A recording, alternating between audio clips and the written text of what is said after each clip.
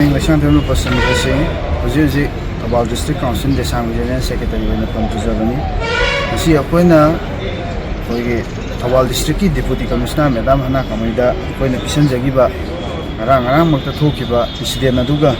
mari lainana pisan jagiba memorandum masida maru oina ako na palliba si traffic signal thambagi matangdani ako na ngasi traffic signal thamnaba ako na Madam Hana Kamida pisan jagiba si mafam taruktani ahama mafamna Wakom Mani Girl College, amadi Thawal College ani ki hauna gadriba lambi asidani aduga amana mela ground gi asida leriba crossing asidani aduga huji khangabo hospital ji akogi Thawal district ki oina amarom da Thawal district Manipur gi oina ani shuba population yamba da su oidi mafam ama oibnina Thawal district asida district hospital asida anaba layang hoji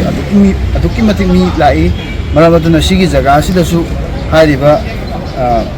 traffic signal asi thamba mathau tai hadana si jaga jim jo koina hapsin jabani aduga wangjing amasung hailo ki crossing aduga Yaipok bazar ki crossing aduga Khongjom Langathel bazar ki crossing haiba mafam asida akoi gi traffic ki signal asi thamnaba gi namta Madam Hana Kamai Deputy Commissioner Thawal District ta akoi gi haiba memorandum asi pisin jabani